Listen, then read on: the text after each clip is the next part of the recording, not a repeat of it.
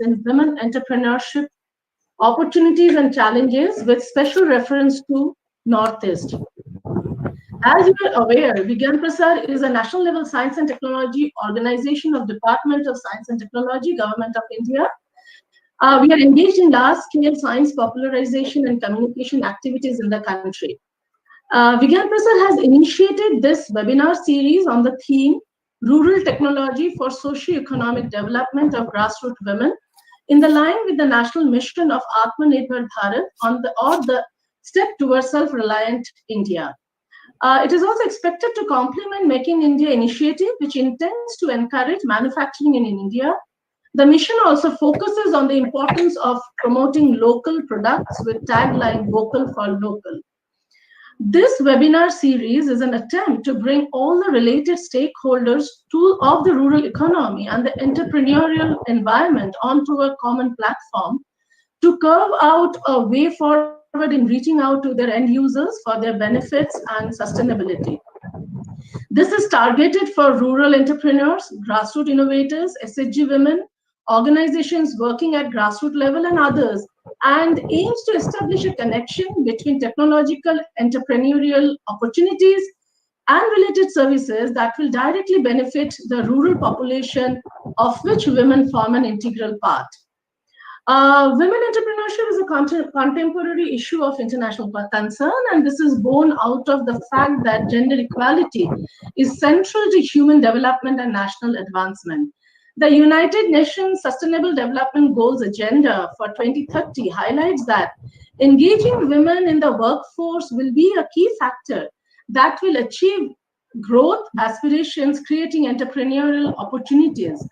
And the entrepreneurship development process for India is increasingly being recognized, especially for women, as an important untapped source of economic growth, since women entrepreneurs create new employment opportunities and avenues for women's economic independence.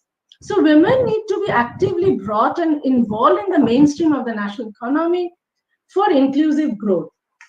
To do so, women must overcome the barriers that hinders women's participation in entrepreneurship, to have equitable access to the labor market, to access control over economic resources and entrepreneurial opportunities.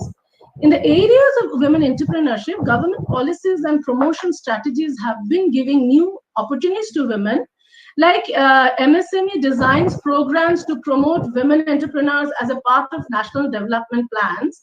Similarly, science and technology sector also plays a central role in the economic and social development of the country, and it is described as an engine of growth and is attracting increasing policy attention.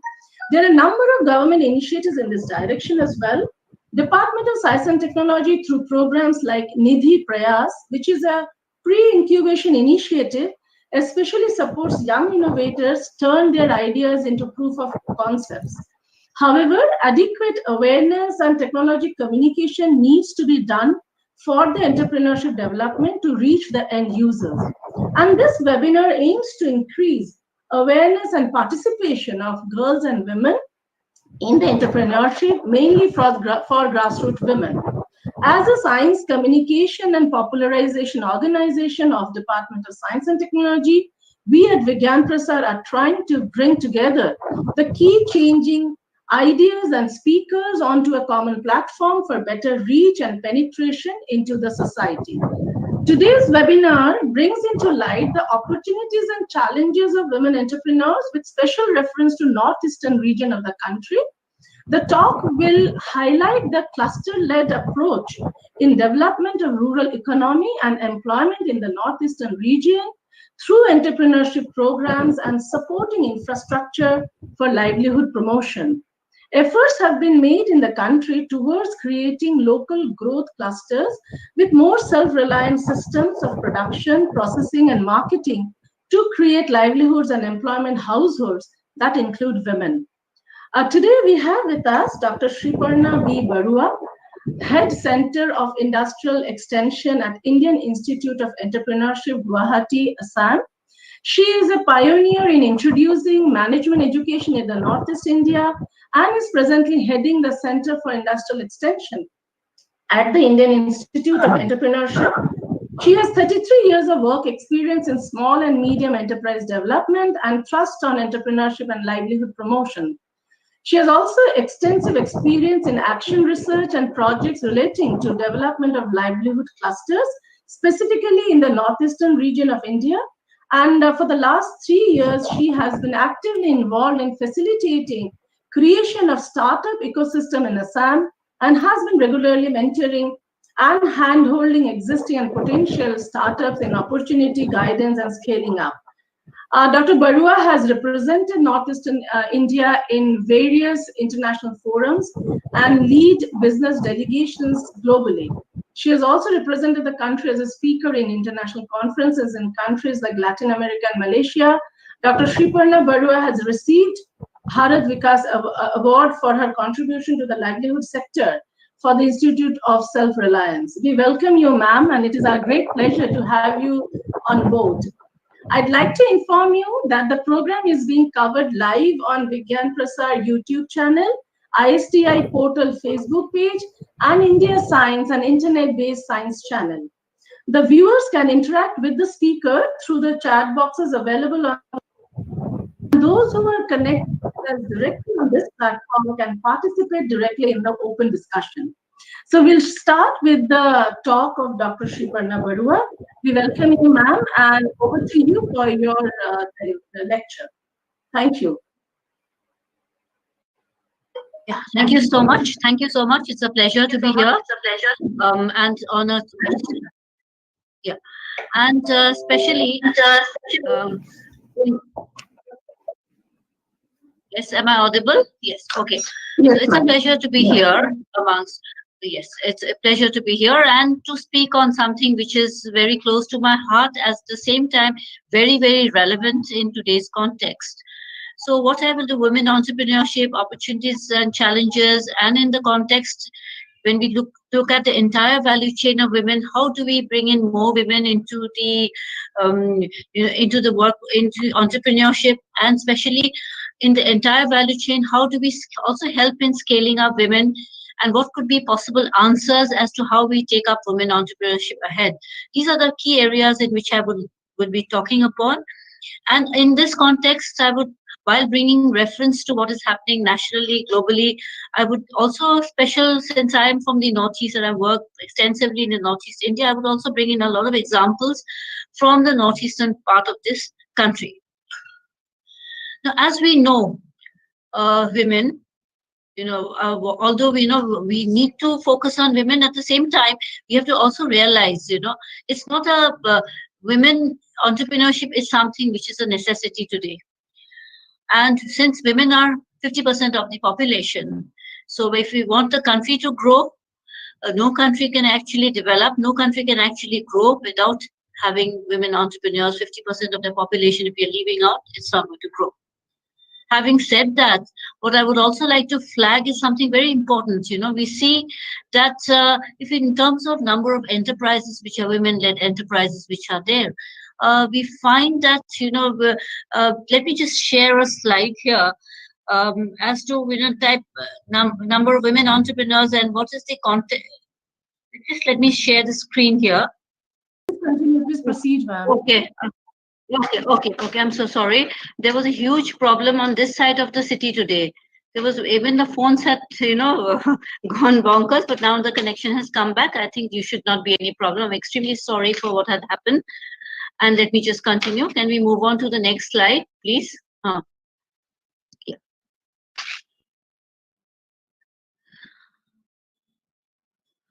So let me just start by where I had left. I think we've already lost 15-20 minutes, but nevertheless, within the short period, whatever time we have, I will try to give my best here.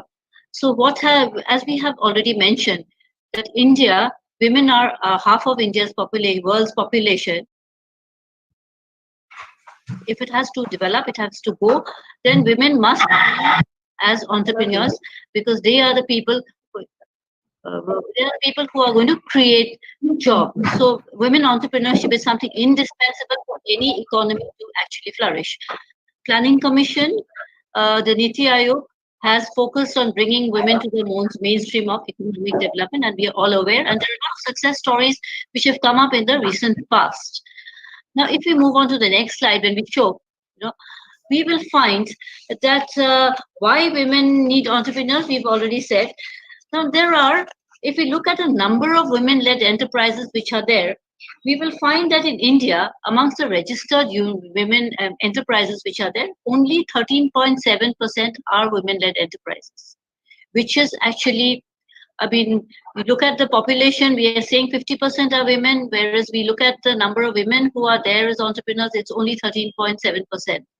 The Northeast, the situation is slightly better, where we have around 19% of women-led enterprises out of the 58.5 million enterprises in India. By having said that, what we also need to understand that while the numbers, it is not only a question of numbers being less, but the other reality is that even the size of the units, women-led enterprises are also, it's actually very small. The size, they're even tiny. I wouldn't even say micro, they're actually tiny enterprises there. Now, we have a lot of reasons for this gender inequality in enterprise ownership. And because there are a lot of barriers which women actually face. We can go to the next slide. There are a lot of barriers which women actually face. And if we look at some of the barriers which women face, we will find that this barrier which I'm talking about is actually common to women across all the entire value chain. Because if we look at women entrepreneurs, we will find women entrepreneurs at the startup, which is the enterprises which are using technology, which have innovation. Then we have the MSME enterprises, and at the grassroots we have the SHGs and the very tiny enterprises at the grassroots. Irrespective of whichever level it is, we find that there are certain biases, there are certain, there are a lot of gender inequality is there in women-led enterprises because they are special barriers which women often face. Now, if I try to flag which are the barriers which women normally face, one is, there is, I wouldn't talk about the startup level, but most of the other MSMEs and the SHGs particularly, we find that there is limited awareness on financial awareness. We have done a lot of studies, etc., and we find that there is a limited awareness on financial awareness. There's limited understanding of finance. Then women have a special, it's a problem specifically for women-led enterprises. Although we talk about Mudra scheme, although we talk about so many schemes which are there, we will find that most of the banking institutions, etc., they ask for a collateral. Now, irrespective of whatever we say, the collateral is something a very difficult proposition for a woman to give, because till the time she is married, the property is always in the father's name, and mostly once the woman is after she's married, it is always in the husband's name. So collateral is something women normally have a huge problem in. That is a huge problem, becomes an impediment for women-led enterprises. It has been found that there is a little bit of hesitation in approaching, hesitation, lack of confidence in approaching formal financial institutions. This is also another common thing which we have found. And when you go to any institution, although there are, in our slides, we've shown that there are more than 40 schemes specifically for women, but often it happens that we don't, even if you go to a bank, number one is a limited awareness of financial awareness. Secondly, we don't have relationship managers specifically for women or women-led relationship managers. Now, these are things which have come out through a lot of our studies. So these are some of the problems which women often, barriers which women-led enterprises often find. And then the most important thing is most of the sectors in which we find more and more women, which we covered in the last slide, was in the traditional sectors. Now, this is something very, very serious, and it needs to be given a lot of emphasis. We are talking from the Department of Science and Technology coming and saying require more, and we are today talking about the digital world. Of course, we had hiccups when we started the program, but here we find in this world where technology is the enabler, we find women mostly focused on traditional sectors like handloom, garment, beauty services, and computers. If at all, it is mostly in doing basic training program, training led institutions, etc. So entire value chain, we hardly have women in other sectors like biotechnology, information technology, energy, food processing. These are sectors which has a lot of opportunity, but we have very few women getting into these sectors. And some of the common challenges, like we talking about how much seriously a woman is taken into, how seriously a woman is taken into. So these are some of the issues which women often face. Now, we've already talked about the number of schemes which are there, the government-led schemes. More than 40 schemes are there, yet we don't find very many women entrepreneurs. Yeah. Now, having said that, so we have about 40 schemes specifically for women, 20 for both men and women, and there are specific schemes also for scheduled caste and scheduled tribe women also. So if you look at the type of policies and schemes, because the government has been trying its best to bring in more and more women, and so the support system, the ecosystem which is trying to support women, we find that there are credit policies and schemes for women, there are training specifically for women enterprises. There's also a lot of incubation and market access programs specifically for women. Now, can we go to the next slide, please?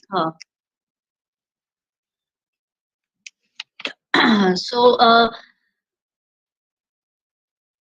so in spite of plethora of schemes, in spite of things, so women, so these are some of the challenges which women are facing. Now, coming across at different levels, let me talk about women at the grassroots level. Let me talk about women at the MSME level, and let me talk about also women at the startup level. Let me start with the women in the startup level. We have a lot of at a startup. We have, when we call a startup, we normally refer to a startup as something, as an enterprise, as an enterprise which uses both innovation as well as technology. So amongst the unicorns which have come in, we hardly have very few unicorns. We have unicorns which are billion-dollar companies. We have soon to be becoming unicorns. So there are also women-led enterprise. I mean, co-founders. There are some co-founders, but then there are hardly many women and entrepreneurs there, startups there. Next, we come to the MSME, the segment which we've already talked about. In this segment, we find mostly women in the traditional sectors, handloom, handicraft, then beauty. Then we have something on food processing. When we talk about food processing, it's mostly into pickle making, etc. So that's where women are mostly found. And the majority, and another thing which we have found, this is, I'm referring to some of the studies that we've done. You know, a lot of support is required for women in helping them make a business plan, help in managing their businesses. Support of regulatory and legal compliance is the other challenge, and so the support is required for that. And very interesting to know that women-led enterprises, even when we are saying that there are very few women-led enterprises in Northeast, it is around 19%. Pan India is 13 point, a little more than 13%.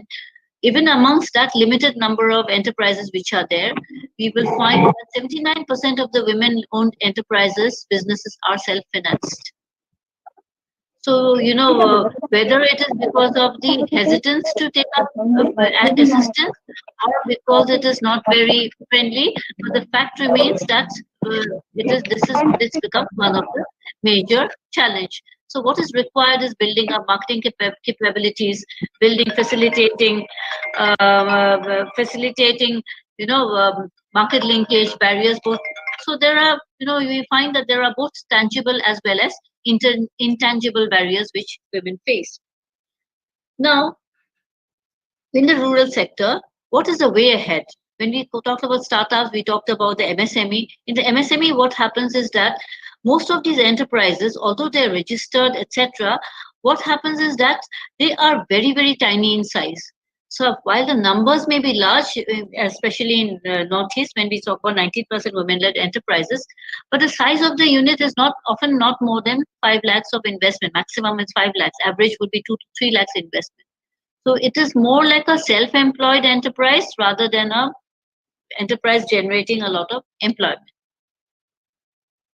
So support required there would be to scale up, to make a business plan. Incubation support for women is a huge necessity. Often there is, and another thing which we have found is that women, when they come and start their business, we will find that there are two age groups in which women, we find more and more women entrepreneurs. One is the age group between, say, 20 to 25, 26. That's the age group in which women come and start their enterprises. Another group, which is often not taken up so seriously which was not taken up very seriously for a very long time, is the group which is above 35, say 40 years onwards, because at that age, a lot of women devote, to their family, etc. They often think that whether I'll be able to manage a business. So 40 and beyond, we have a lot of women-led enterprise. So there could be tailor-made programs, tailor-made, opportunity guidance for women to start their businesses. Now, can we go to the next slide, please? Now, so we find, so at the MSME level, that is the reality. We have more that as a reality. And the third level is at the grassroots level. Grassroots level, we have a lot of SHGs. So grassroots level, the group entrepreneurship mode comes out to be the best mode for starting the business. So women, and we have a large number of women-led enterprises on the group entrepreneur. I'm not even using the word cluster. We have on a group entrepreneurship mode, there is a large number of women, active women who have come up and started their small household-led enterprises. Now, if we want to make intervention, if we want to actually scale up women, we want to promote women, what could be done? What could be one of the answers would be that these grassroots level enterprises, we sort of help them to consolidate even further. We help them to be an empowered group, maybe something like a special purpose vehicle, and in the grassroots, we will find that most of the women are involved in a particular sector, and the sector is often based on resources available, or it could be on the skill sets available. Like when we talk about at the grassroots level, when we talk about clusters, cluster is a way in which a lot of women have come up in the last maybe a decade. A lot of women have come up in the clusters. And the government of India is also giving a lot of emphasis on promoting clusters, because clusters are the way in which you bring the household level units to the micro enterprises, and from micro enterprises you finally scale up. When we are saying today that India, the opportunities lies at the bottom of the pyramid, when we say in India we need to have more and more of, we look at today, we started, I think a little bit that I heard about Kinkini saying is we're looking at Atmanirbhar Bharat. So where are our production bases? Production base has to be from the, particularly when we are talking at women have been, traditionally involved in certain sectors. So we can't tomorrow say that you leave up these sectors and go to some other sector. So we see that these women who've been over the years involved in certain sectors, how do we build up their capacities? So traditionally, if they've been involved in handloom, how do we build up the competence in the handloom sector itself? Traditionally, if they've been involved in the handicraft, how do we build up the competence in the handicraft sector itself? So for that, we need to look at cluster as one of the answer for women development. I can give you a lot of examples of women-led clusters, which have actually not only been successful, but helped women to scale up and go to the next level also. Let me now, I'm not concentrating on so much on the PPT now. Let me just give examples from the entire value chain. Let us look at a typical cluster. Let me talk about a place. I know we have people from Pan India. Let me talk about a place from Northeast. Let me talk about Manipur as a place. Now, one of the things which we have in Manipur is handloom. And we find that handloom is a sector in which we have hundreds and hundreds of women getting involved. Now, most of the time, and they mostly work as a cluster because in a particular village, the entire village would be involved in handloom. And those are skills which they have got, more or less acquired through generations. Now, supposing handloom is a sector in which a lot of women are involved. So we think about how do we bring these women and take them to the next level. When we look at taking these women to the next level, what one of the best ways of promoting, which we have also experimented through clusters, although I'm giving the example of Manipur, it applies pan India to a lot of lesser developed regions like Northeast and the rural areas, which I think pan India, the rural areas are more or less similar. So when we try to intervene, we try to look at the pockets. We see, so there are a lot of women already involved. We see what are the challenges these women are facing. Challenge, if we want to scale up our primarily, we look at it holistically. We look at it from the point of perspective of backward integration. We look at it from the perspective of forward integration. Now, backward integration, which means where are they sourcing the raw material? Most of the time, why women have been, these type of rural-led enterprises, this applies for both for men and women, but since we are talking about women, I'm concentrating more on the women. For example, if there's a handloom cluster we want to develop, what are we going to do? They need basically, number one is raw material, sourcing of raw material, that is the yarn. Now, if I want to have yarn as a continuous supply of good quality yarn, what is the intervention I need to do as a cluster intervention? I would have to do certain things like how do what is the scheme I help them to access? Now, in the handloom sector, there would be schemes like the yarn bank scheme. So, yarn is a thing. Once the moment I have good quality yarn at a reasonable price, where the quality is assured, I'm solving a problem of backward integration. Then I come to the forward integration. Forward is the market. Now, how, as an individual, if I'm trying to work on my own enterprise, then the market is too vast. Where do I go? How much of finance do I take? How do I scale up? For rural women, it is always better that I look at it from a cluster perspective, engage with some entrepreneurs who are already in the trade, look at social entrepreneurs. Today is the age when we need more and more of social entrepreneurs, because when we are looking at grassroots, we need people with a social orientation. Who a social entrepreneur is a person who is looking at also giving back to the society. It doesn't mean that when a social entrepreneur doesn't mean that she is not making profit. Anything which has to be sustainable has to have profit. At the same time, the profit is something the person is also ready to give a little bit larger share. They also interested not only improving one's own life, but also improving people with whom they are working. So when we're looking at a cluster, we look at something like, we do a backward integration and a forward integration in terms of understanding market.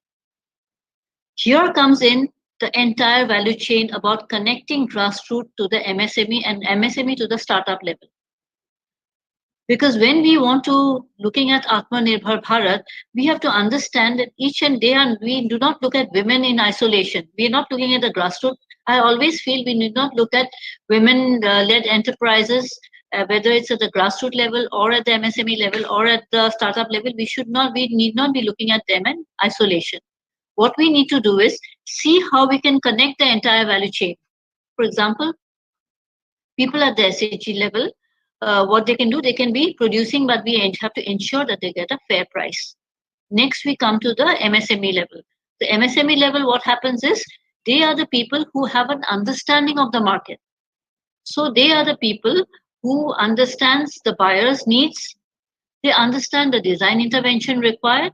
And so what happens is that, and at the same time, they also have a challenge of getting the right supply when the orders come in. So connecting these SHGs to these micro and small enterprises solves the problem both ways. Here at the artisan level, I'm continuously producing. At the SHG level, I'm continuously producing.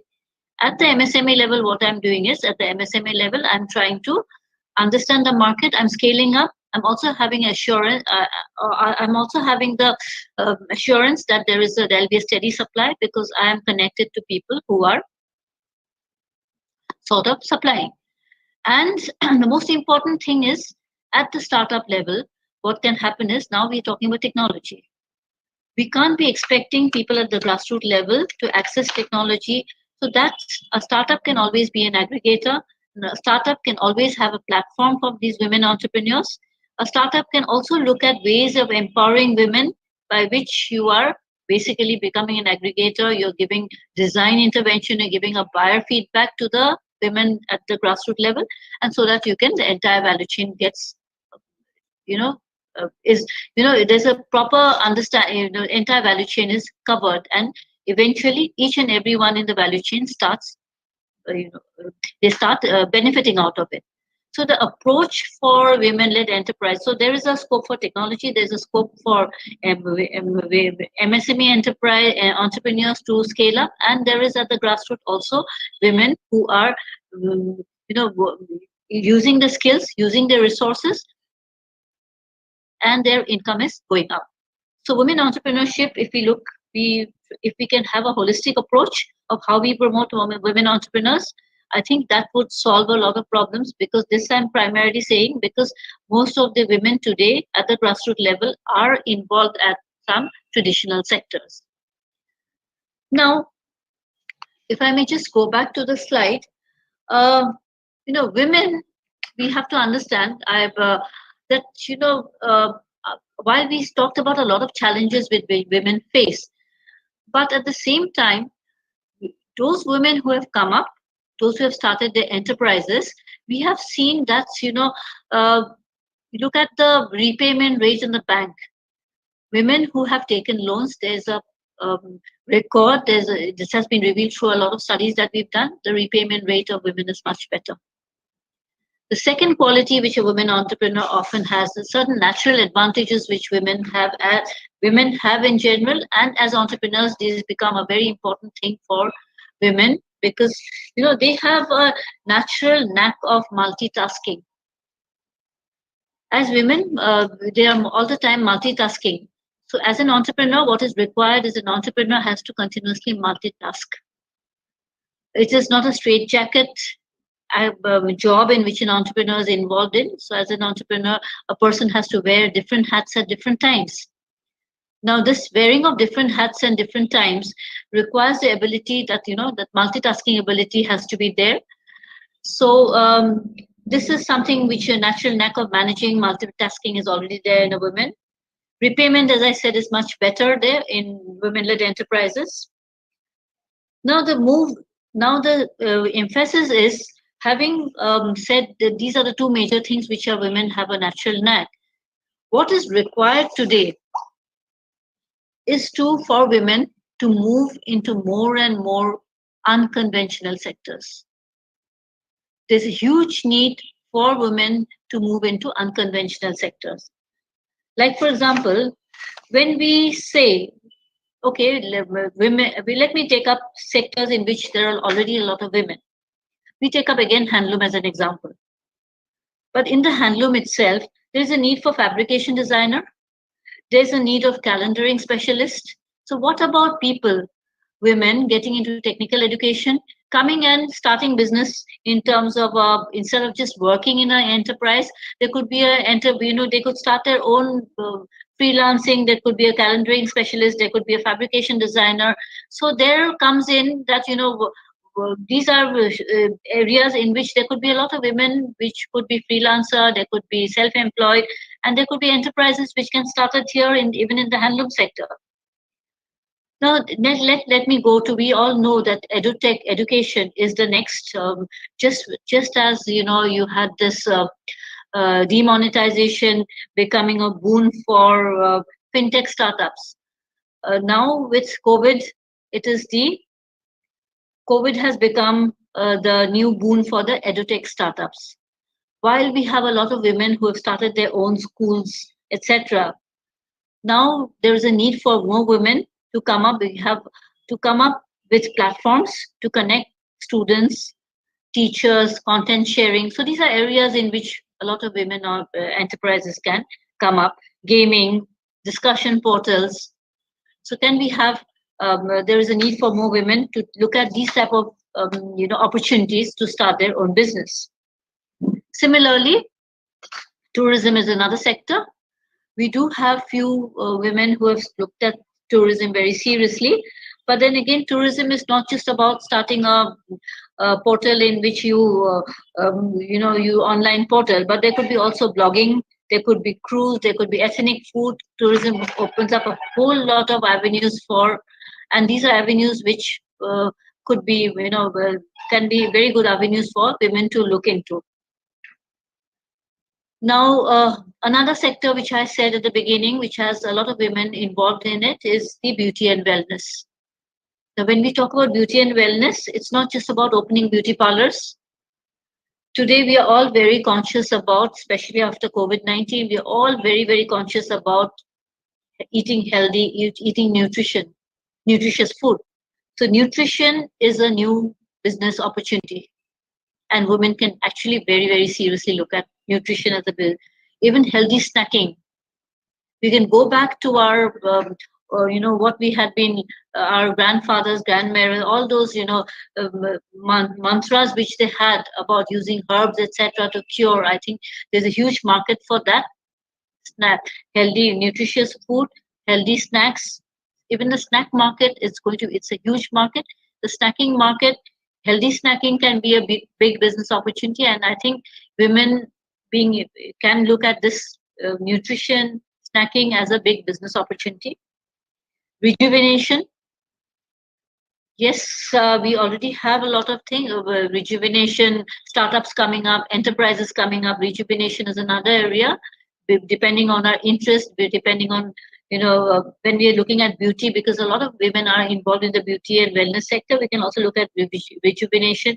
We can look at fitness as a business opportunity. Hygiene products, logistics. Women now normally stay away from logistics. We talked about beauty and wellness. Logistics is the other sector. Why are we not looking at logistics as one of the sectors for? Because with the new normal, we know that logistics is going to play a very, very vital role. So there can be, and we also have to understand, that every challenge opens up opportunity, and this challenge is opening up a lot of opportunities even in the online platform, and logistics becomes an integral part of that. So whatever is happening pan India, if people are tying up, those become opportunities for people at the tier 2, tier 3, tier 4 cities. So logistics, last mile delivery. We have big companies, Amazon, etc., is there, but then what about the last mile delivery? We can look at logistics as one of the opportunities. Then, supply chain consultancy. We have so many management graduates, women getting into it, of course, into technical and management education. Why are we not looking at things like supply chain consultancy? Courier service is another. Again, courier service, when you're saying, I'm not saying courier service, you compete with some companies like Blue Dart, etc. But what about locally? Whatever is happening pan India, we can look at those as opportunities in the local level. Movers and packers. So in the logistics sector also, there are a lot of opportunities. Yesterday, it's very surprising. There are two women, and I think I need to share this in this forum, who had come with a startup idea. The startup idea was, they want to start a logistics company on something like they are into family business. They said that we would like to start a startup in which we want to have a Uber and Ola for the trucks. They do own a lot of truck, and they do have a lot of mining and other business. Their fathers, the family business is into that. So they said, why not? Because now people getting into anything to deliver something is a big challenge. So they're looking at something like having a Uber and Ola for trucks, and they've even named it. They said, let's call it Chola. So here, so they're thinking about having an app, etc., in which the way you have it for Uber, Ola, they would do it for the trucks. So these are very aggregating platforms, online marketing. These are areas which are emerging, and there's a lot of opportunities to think laterally, think out of box, and come up with innovative solutions to even at the micro level, because everyone is thinking about These are opportunities where people who like a lot of people who had never thought about looking at online platform, looking at online retail, etc. Now these are becoming big markets today, opportunities today. Similarly, we could also look at agriculture. Agriculture, when we say, this I'm referring particularly to Northeast, we have about 100 species of bamboo here, 216 species of fish. So what about opportunities in agri-clinic, cold chain, livestock feed? During the pandemic, while we say the agri sector is a sector which has been booming, etc., but particularly in regions, the lesser developed regions, and particularly regions like Northeast, we find then the realization came that even things like livestock feed, fish feed, etc., there was a huge scarcity. Not to talk about feed, even the green fodder which is available. Even the green fodder, I was surprised to know that it's coming from good places like Gujarat. And so these become, instead of just doing pickle making, and there are, as I, sometime back I said about the different schemes which are there. If you go, any entrepreneur as wanting to start a business can actually go back to the drawing board, look at every ministry which has a host of schemes. And particularly for Northeast, I think there are a huge number of additional schemes also on top of the schemes which are there. But even not to talk about Northeast, look at Pan India, also huge number of schemes. You look at Agri Clinic. There are schemes helping to set up Agri Clinic. There are schemes helping to set up cold chain. So livestock feed. I need not be a technical person to start something on livestock feed. There are already research done by institutions like, it could be a fishery institute, it could be a agriculture university. There are technologies already developed. One only needs to coordinate, understand where the opportunity lies, and one has to also realize that opportunity is something you start realizing when you look at what is the problem I'm trying to solve. It was in 2008 financial crisis, that two things, the biggest aggregator, which is Airbnb, which doesn't own one house also, who had come up because of a problem the owner was facing to get a accommodation. So right now, small opportunities are coming up in every area. And I personally feel that, these are big, especially in the agri sector, go beyond just looking at organic farming. Even the feed, even you use technology, anyone from the agriculture background, etc., using IoT, etc., for drones, etc., for giving technology solutions for soil testing. These have already started, but while it has started pan India, it has not reached to various lesser developed regions. So those startups can actually look at, understand a particular sector, even the dairy sector. Look at how do you have devices to understand the health of the cow, whatever your. So there are ways in which you could look at. So the idea is, you look at any sector which interests a person, and look at that sector very, dwell on that sector very deeply, go into the sector, understand it, then find out the schemes which are available. When this entire match is done, then the opportunity automatically comes up. And the best way is to see that, in your own area, what is it? What are the problems people are facing? Just the other day, there was a student who said, I want to have an app for online marketing from a place in Nagaland, in a particular place in Nagaland, Nakul, where she said that all the local stores which are there, plus people who want to do online, I want to bring them under one platform. Because the reason why she said is that people do not have time even to go. And today, with trying to get more and more contactless, so what happens is that if you have an app, if you get even your kirana stores registered with you, I think a lot of people, stores will be there, and there would be a nice revenue model coming out of it. So these are ways in which we can look into which are the opportunities. I just covered few of the sectors because we find these are some of the emerging sectors, and It's time that we need to break this stereotype of women only being in the certain sectors. There are women who have come up. I'll be talking about some women who have already come up and especially looked at the pandemic as an opportunity and come up with a whole range of new products. We all know that today a lot of people have come up with their own set of products. So what we need to understand now, at the top of the pyramid and the bottom of the pyramid, there is something common. Entrepreneur, whether he or she is at the grassroots level or at the startup level, there are certain things which are common. Everyone cannot be an entrepreneur. Some people, but there is people who are enterprising. They need to do some kind of work to survive. They will have to do. The survival instinct, the resilience is very strong in entrepreneurs. And most of the people who have started their own enterprise are people who have no one has taught them entrepreneurship.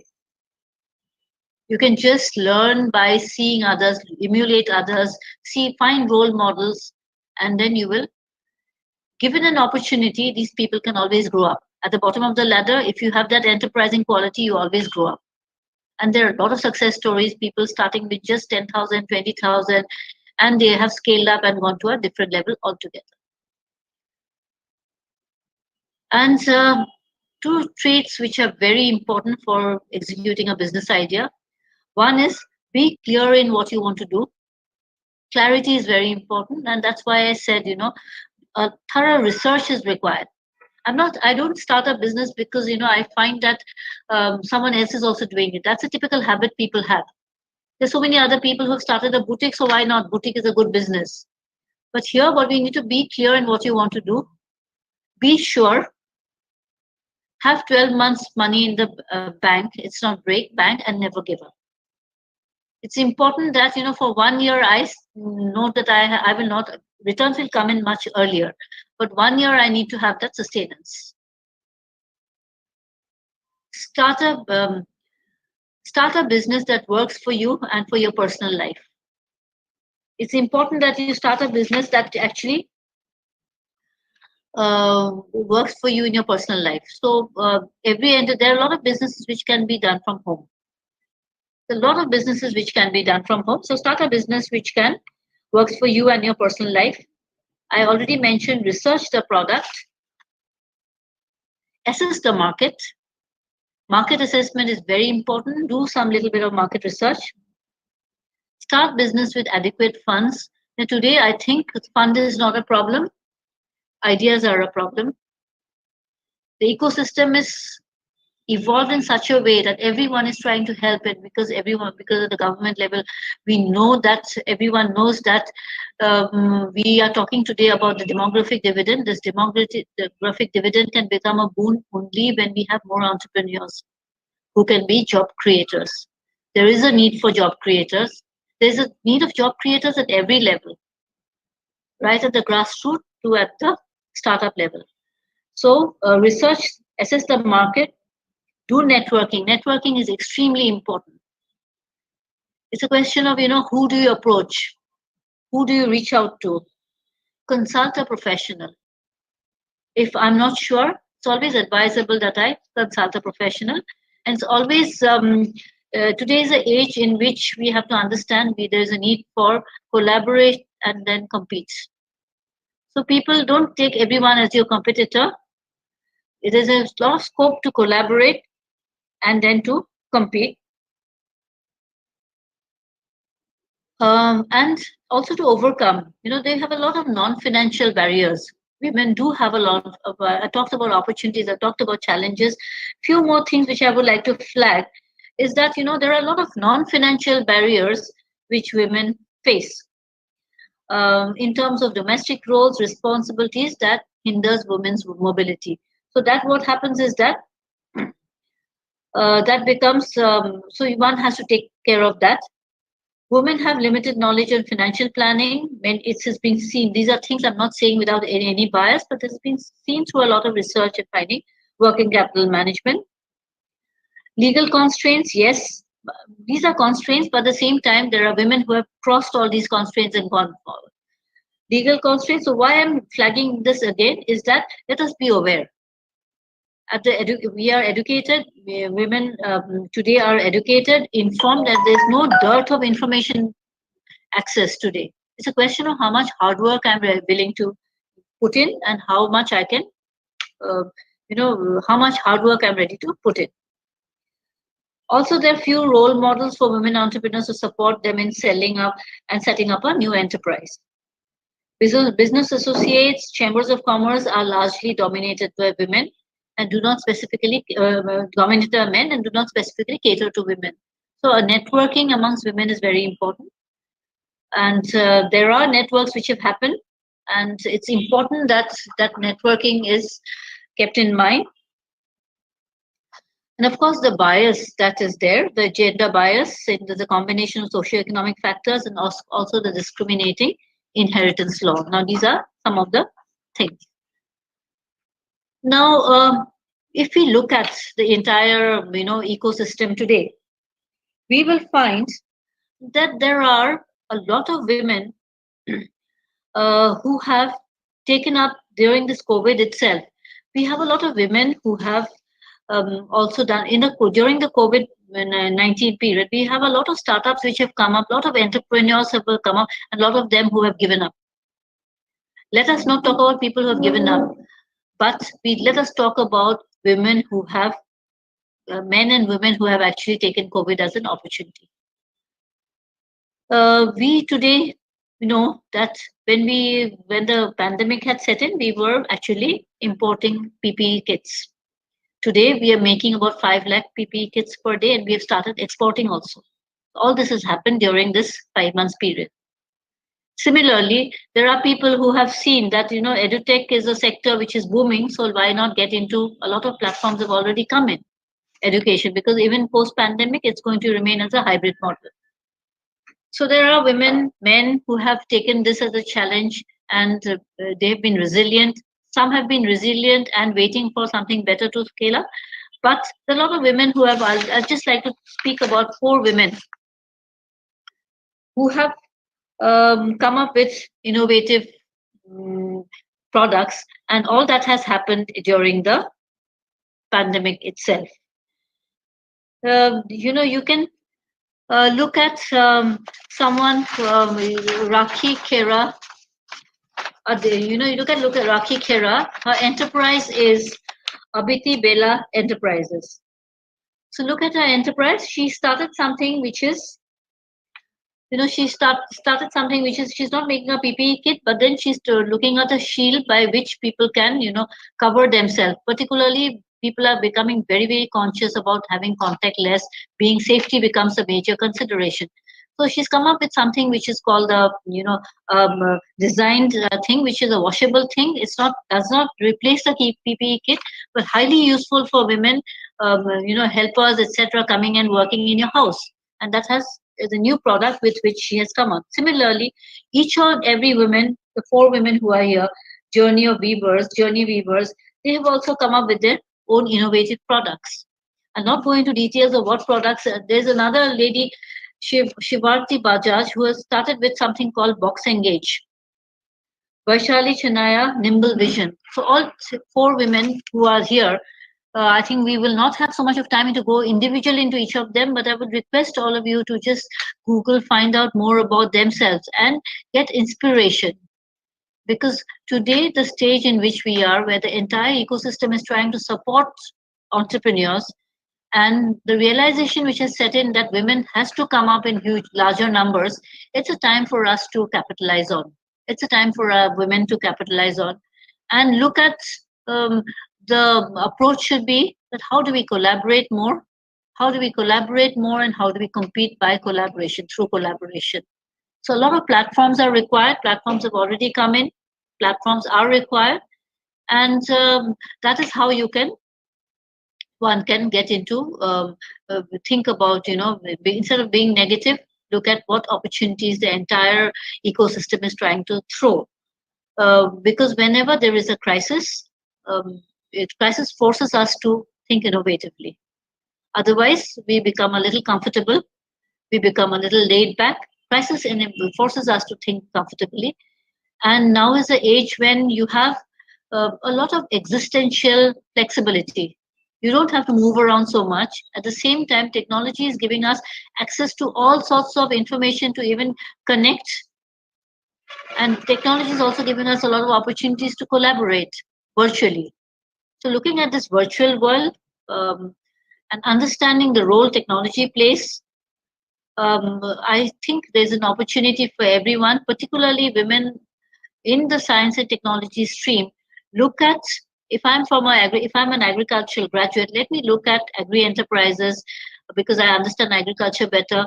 Even collaborating with a technology partner, because what happens is that I understand agriculture, the technology co-founder understands technology, so we both partner and we can solve a problem which is in my locality itself.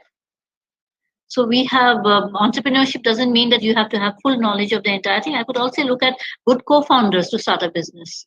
The realization that technology is important, realization that subject knowledge is important, and subject knowledge supported by technology can solve a lot of problems. Very recently, we just northeast specifically, if I was asked to also speak some experiences of northeast.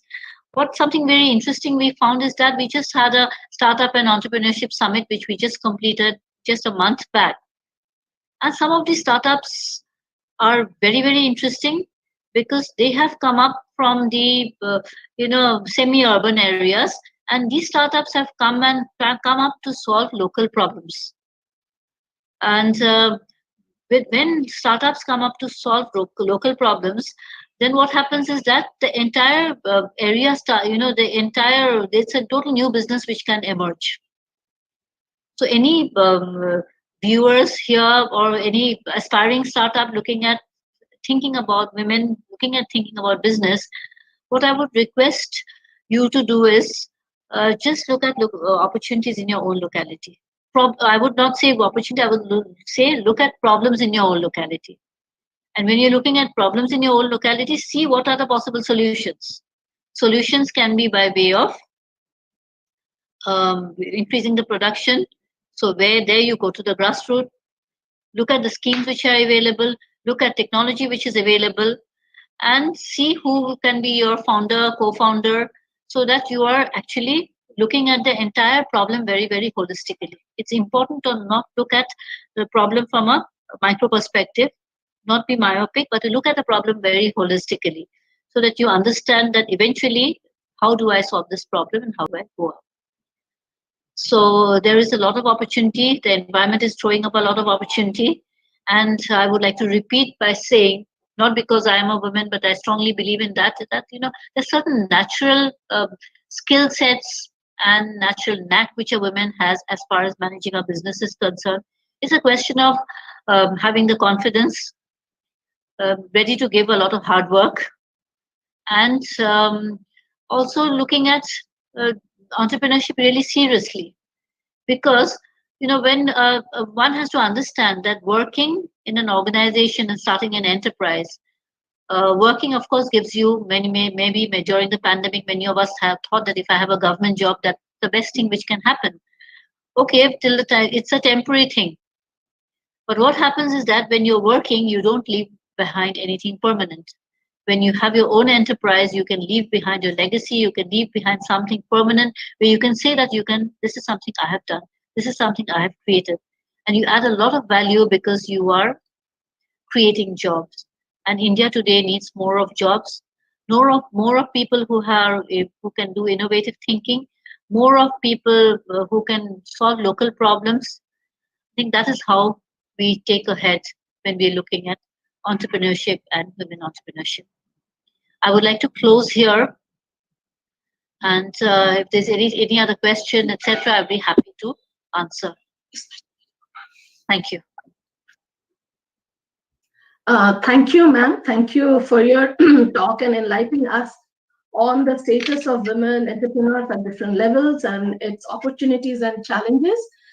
So creating a stronger ecosystem around women entrepreneurs to complete the entire entrepreneurship life cycle can really result in economic empowerment and agency. And as you mentioned, the set of measures to support women entrepreneurs include not only the entrepreneurial managerial skills, but it getting access to education, leadership ability, soft skills, financial literacy, influencing the social settings, building support systems, and of course access to the resources like finance, technology, raw materials, and the channel, and you said joining the right networks. Thank you for your presentation and talk. Now I open the discussion, open the forum for discussion. So you can directly ask questions, and those who are present through YouTube channel, they can ask the questions by typing on the comment box on the chat box. Open the forum is open for discussion now.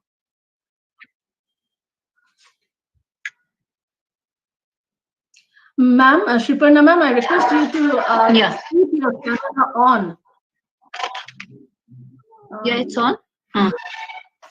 No, the camera is still not on. Just a minute, ma'am. We'll stop hearing the presentation. Yeah, I'm just. Yeah. Please make it on. Yeah, I put it on. No, we can't see you. I know, but I don't know. Okay, fine. So, can we have questions now? Can we have some interaction?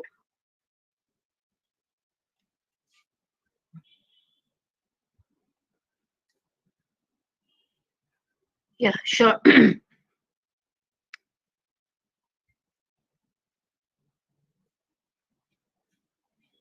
Nobody.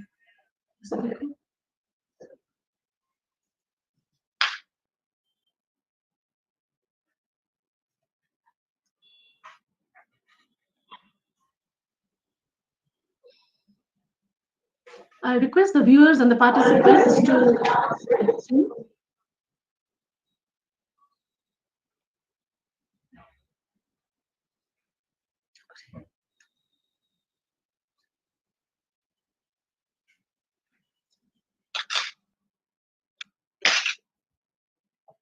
What are the challenges for women-led tech startup? Will we see any?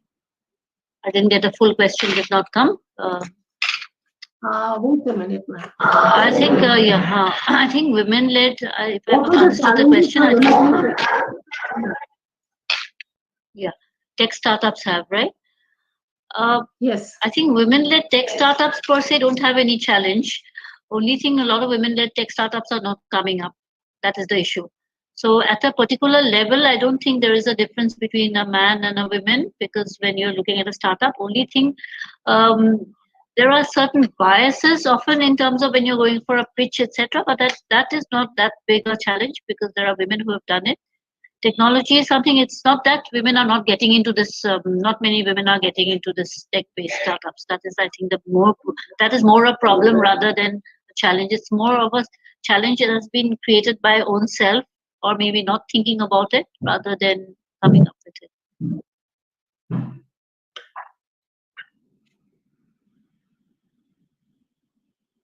Any other question? I hope if there's anything else you had in mind, Yeah, exactly. Even if there is no question, but viewers can share their experiences and their work.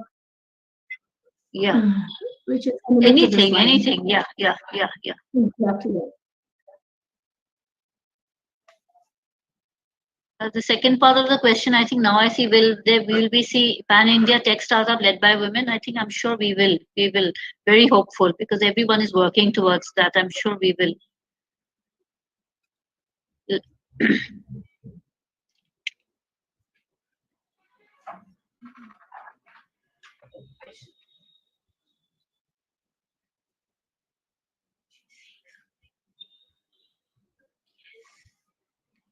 Yeah.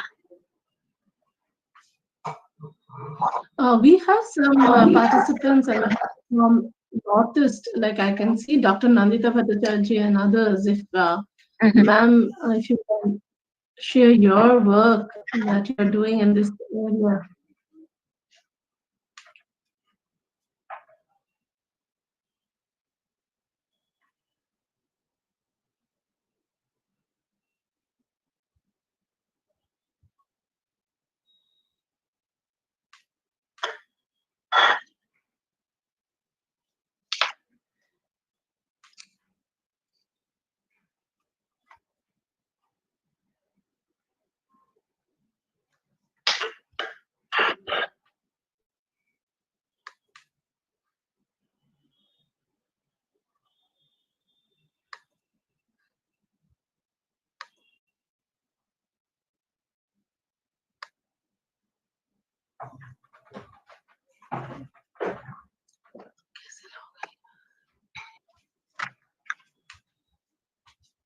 Dr. Suman, ma'am, Suman Singh,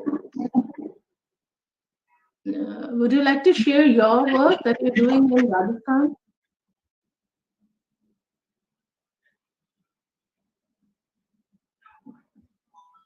Hello. Yeah. Yes, ma'am. Uh, that was a very wonderful presentation. I must congratulate Madam Sriparna. It was a very lucid presentation.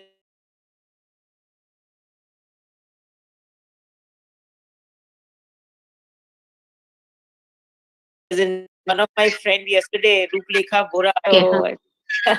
she was appreciating you a lot. Uh, if we talk about Rajasthan, entrepreneurship in Rajasthan, especially women in entrepreneurship in Rajasthan, that it is very, very less, very meager, very few women are entrepreneurs, and they are still at grassroots level only, SHG level. I Mhm. don't see many women at high level. It has to Mhm. pick up in and at a grassroots level also, where the art and craft is very popular in Jaisalmer and Badmer Mhm. area, it is Mhm. more women are they are involved in entrepreneurship. I see. Maybe my knowledge is limited in this area, so I see very few women in Rajasthan in entrepreneurship, and there's a lot of scope of increasing this here. Yeah, fully agree. I think this lesser number of women actually doing scaling up and creating an impact is something to be taken very seriously, and I think that's a pan-India phenomena. Uh, Yes, yes, that's a pan-India phenomena, I think. But then I only answer for the particularly for the grassroots could be, as I said, cluster could be the answer. And again, when we're talking about startups, also startups should start looking. That's what I personally feel. Startups should start looking at these grassroots level areas as for identifying their problems and solving problems at the grassroots. The moment a yes, startup starts looking at how the technology problem can be solved, how a technology can be introduced, etc., at the grassroots, that is a win-win situation for all concerned. I think instead of yeah, looking at opportunities elsewhere, one needs to look at opportunities at the grassroots for solving problems. I think connecting startups, which is this is something to a large extent, I have on my personal level trying to do that to help them yeah. ideate also, help them ideate there. Right, ma'am. Yeah, Thank you. thank you. There's one more question I can say whether there is any opportunity for interstate trade in Northeast. Definitely yes, a lot of opportunity for the I personally believe, and a lot of entrepreneurs have started doing it. Instead of looking at the pan India market, it's always better to test the market.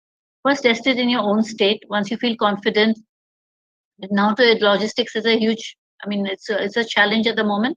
It's always better that we look at our own region first, where whichever region I come from, and look at that as one of our opportunity. For example, let me give you an example here. We were working with Manipur. There's a cluster which is on Manipuri jewelry. Now, when we talk about Northeast, we normally talk about Northeast as one area in which 8 states are clubbed and we all look. But here, what happens is hardly people from Assam, most of the people have not even visited Manipur. So, Manipuri jewelry is a very famous thing, jewelry. But it is only through when, one of those interventions when we had, where the cluster had come to Guwahati, they started showcasing Manipuri jewelry.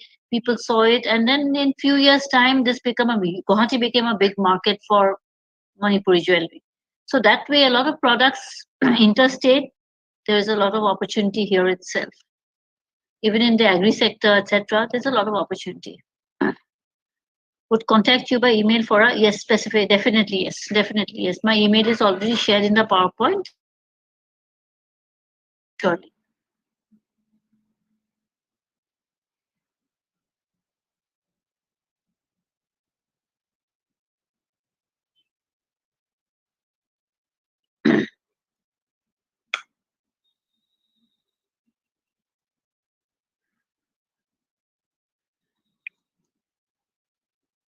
And I think yeah, just to add on to, we need all the role models, whoever has come up, we need to have more of their experience sharing, etc., so that they become the source of inspiration for the others also.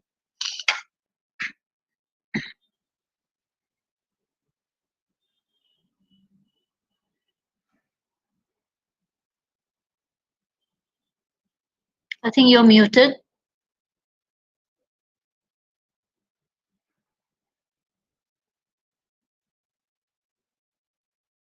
Okay, Dr. Nandita Bhattacharya says quite informative. Thanks for sharing information.